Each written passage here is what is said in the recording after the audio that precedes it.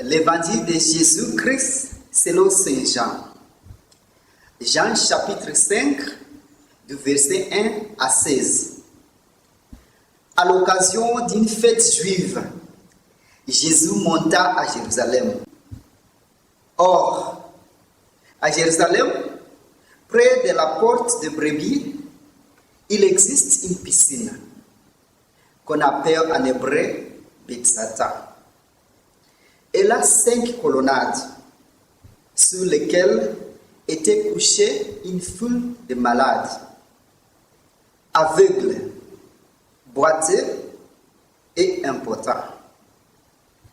Il y avait là un homme qui était malade depuis 38 ans. Jésus le voyant couché là et apprenant qu'il était dans cet état depuis longtemps, il lui dit: veux-tu être guéri? Le malade répondit: Seigneur, je n'ai personne pour me plonger dans la piscine au moment où l'eau bouillonne. Et pendant que j'y vais, un autre descend avant moi. Jésus lui dit: lève-toi, prends ton brancard et marche. Et aussitôt l'homme fut guéri. Il prit son brancard, il marchait. Or, ce jour-là était un jour de sabbat. Les Juifs dirent donc à cet homme que Jésus avait remis sur pierre: c'est le sabbat. Il n'était pas permis de porter ton brancard. Il leur répliqua: c'est lui qui m'a guéri, c'est lui qui m'a dit: prends ton brancard et marche. Ils l'interrogèrent: quel est cet homme qui t'a dit: prends ton brancard et marche? Mais celui qui avait été rétabli ne savait pas qui c'était. En effet, Jésus s'était éloigné, car il y avait foule à cet endroit. Plus tard, Jésus le retrouve dans le temple et lui dit: te voilà guéri. Ne pêche plus. Il pourrait arriver quelque chose de pire. L'homme partit annoncer aux Juifs que c'était Jésus qui l'avait guéri. Et ceux-ci persécutaient Jésus parce qu'il avait fait cela le jour du sabbat.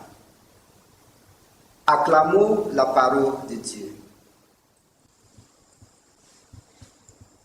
Bonjour, chers frères et sœurs. Je voudrais vous proposer quelques points d'horizon sur cet évangile que nous venons d'entendre.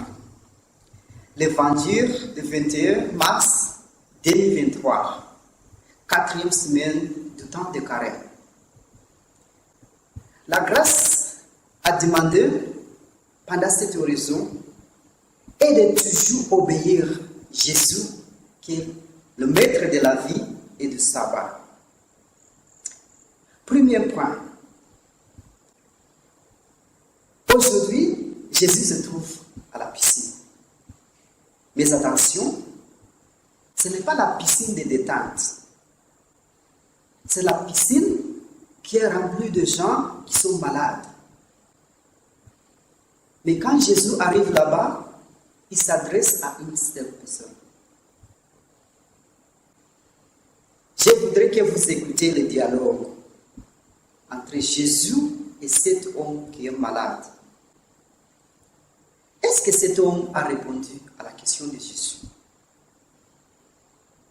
Je vous invite à imaginer si c'était vous que Jésus a choisi de la foule pour avoir une conversation et puis opérer la guérison.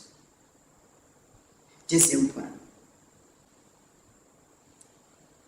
Jésus donne un ordre à cet homme et cet homme obéit, sans question.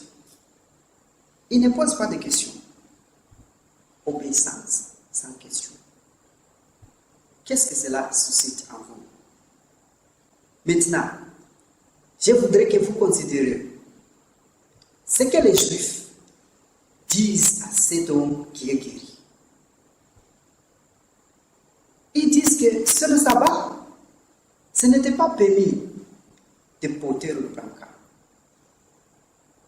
Est-ce que vous voyez que les Juifs se focalisent sur le manquement de la loi et ils ne se concernent pas de la guérison?